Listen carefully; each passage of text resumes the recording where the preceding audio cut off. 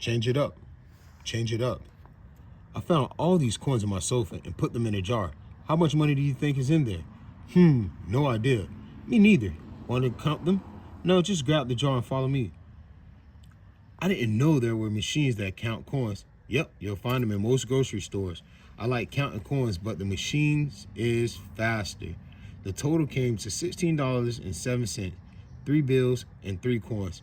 I know it's the same amount of money, but now the jar looks kind of empty. What should we do? Hey, let's check your couch. And with that change, you can now actually put the change directly into the register instead of going to somewhere that's going to charge you a fee. Go to the register, spend it at the register, self-checkout, or make sure you dig through the change, because some of that change could be more valuable than you think. Get to know Ben Franklin, that is. Bills are great for buying stuff. They're also miniature works of art. Have you noticed that every U.S. bill includes a portrait? It makes sense that George Washington was the first president and is on the $1 bill, but the pattern doesn't continue. Abraham Lincoln was the 16th president, but there's no $16 bill. Lincoln is on a $5 bill. Remember, Alexander Hamilton wasn't a president at all, and he's on a $10 bill. Andrew Jackson, the 7th pres, is on the $20 bill, but in 2030, he will be replaced by Harriet Tubman, who escaped from slavery and helped free people via the Underground Railroad. She was also a spy from the Union Army during the Civil War. Tubman will be the first black person on a U.S. bill. Ben Franklin wasn't a president either, but his bill is the most popular. There are more $100 bills in circulation than $1 bills. So let's take a closer look. Bills are printed on a blend of 2 fabrics, linen and cotton, which makes them hard to rip. It takes 4,000 double folds, forward and backwards, to tear a dollar bill in two. And remember, if the bill does get torn, a bank will replace it. On Ben's front, check the Benjamin Franklin portrait. What he's thinking, maybe why didn't I put my hair in a man bun? The original 1914 C-note had a similar, smaller picture of Ben in front, while the back showed figures representing labor, plenty, American peace, and commerce. In 1929, these figures were replaced by a drawing of Philadelphia Independence Hall. Over the years, the design had been updated to stop counterfeits. Counterfeits try to make fake money to buy real stuff, which is a crime.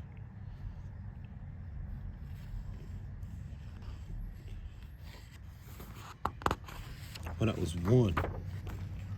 Ben front. 2. The high-tech ink contains metallic flakes that react to light. Color-changing ink appears in 2 places on the bill. On the big 100 in the lower left corner, and on a copper-colored inkwell, which has a green bell that appears and disappears when you tilt the bill. The special ink is sold only in the U.S. government. A quill like this one is used to sign the Declaration of Independence. Appears to the right of Ben. Did you know that a bill tells where it was born? There are 12 regional Federal Reserve banks, and each location has its own letter and number combination. Boston, New York, Philadelphia, Cleveland, Richmond, Virginia, Atlanta, Chicago, St. Louis, Minneapolis, Kansas City, Missouri, Dallas, and San Francisco. Signatures from the Secretary of Treasury and the Treasury are in the United States appear there on the lower left. These signatures should be easy to read, so if you want either of these jobs, practice your penmanship.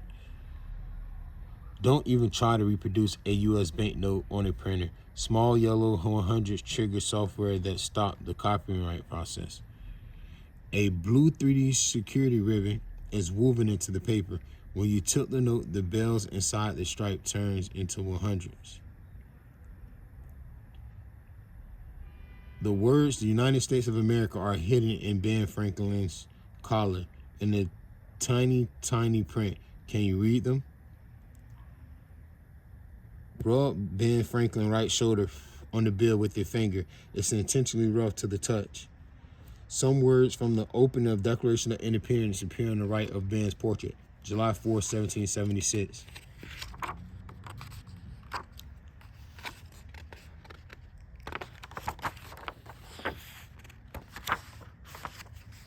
The seal of the Treasury has a key and scales, not fish scales, but the kind of scales you could weigh on a fish on.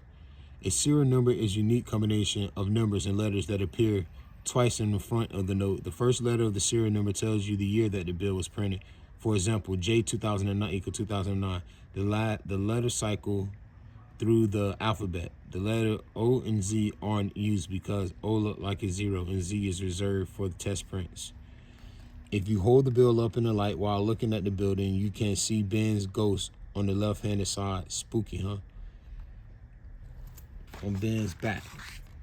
U.S. banknotes used to display phrases e pluribus unum, which is Latin for out of many one. The phrase referred to the states united to form one country. In 1956, Congress voted to swap in the current phrase, "In God We Trust." The most recent $100 bill showed the back of Independence Hall instead of the front. The time of the clock changed from 4:10 to 10:30. Nobody knows why. More yellow 100s on the back side. The huge 100 make it easier for people who are visually impaired to not mistake a $100 bill for a dollar bill.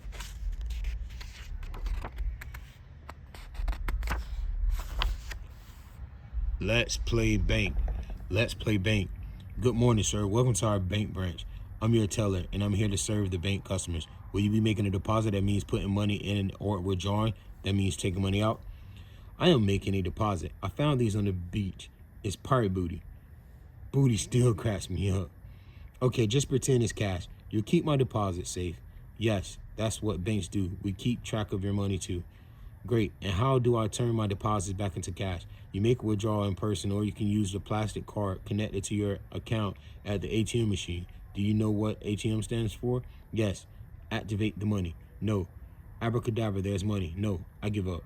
It stands for automatic teller machines. I like alien treasure makers better. Me too, by the way. That means, by the way. Here are other ways to move money out of your bank account. Let's hear them. You can write a check, tap your debit card, or use an app on your phone. But those only work if you have money in the bank.